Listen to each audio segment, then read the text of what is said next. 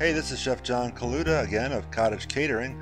We're going to roast that turkey that we brined yesterday, and to get that started we're going to cut our vegetables for our mirepoix. Mirepoix is just your basic trinity of vegetables of onions, celery, and carrots, and they don't have to be the perfect right out of the bag stuff. This is your trimmings and stuff that's left over from other jobs in the kitchen. You also don't want to cut it too fine because they may burn in the pan in a hot roasting oven and cause your gravy to be bitter. So here we have the bird, rubbing it down with a little olive oil canola blend.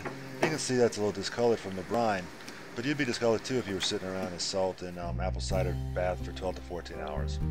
So here we have the basic seasoning, which is salt, pepper, and granulated garlic, and we rub that into the skin really well, into the cavity. We rub it into the wings, the legs, the joints, and we're going to tuck these wings underneath so they don't burn off. And we're going to fill the cavity with some fresh sliced oranges, some rosemary, some thyme. You could also put some fresh vegetables like celery, onions, and carrots in there as well if you'd like. And we're going to get it ready for the roasting pan. And here we go into the pan. We're going to add a little apple cider to this. You could also add chicken broth, white wine, water, anything to keep the vegetables from burning and add a little moisture to the pan. Once we get that ready, we're going to make this little breastplate. It's a tip from Alton Brown's Food Network show. We make a little piece of foil, triangle shaped, and spray it with some Pam, spray coating, and shape it to the shape of the breast. So it's easier to do now while it's cold and on the table than when it's in the oven. We're going to take that off and we're going to use it later. Now we're going to pop it into the oven. It's going to bake for 300 degrees for about 15 or 20 minutes until it's nice and golden brown. We cook it at a hot temperature in the beginning to sear the skin and hold the juices into the bird as much as possible. But after 15 minutes, we want to turn the temperature down to 300 degrees, and we're going to pour a little chicken stock on here to keep it moist. And now is where we want to put our little breastplate on there. It works great in a home oven, but sometimes it's a little difficult in a convection oven, but we're going to give it a try.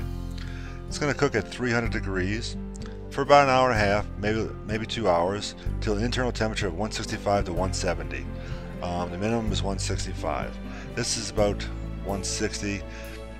You could take it out now and let it rest, and it'll cook about 5 or 10 more degrees if you wanted to. To be safe, you should cook it to about 170. We're going to try the thigh here.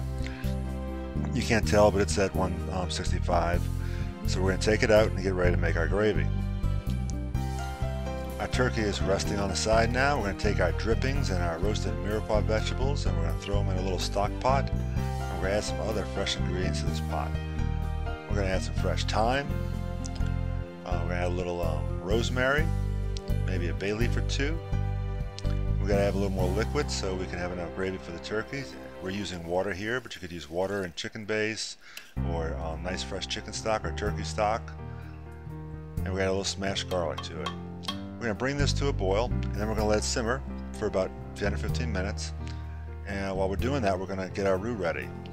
We're going to make a blonde roux with flour and oil.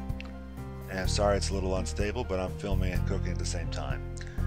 When your stock is boiling, we're going to add the roux to the pot and whisk it in real good. And we're going to make sure it comes to a boil to get rid of the starchy flavor and to make sure it's thickened properly.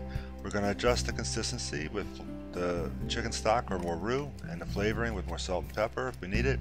We're going to strain this, and we're going to save it for tomorrow. Look forward to seeing tomorrow when we teach you how to finish this gravy and to carve the turkey.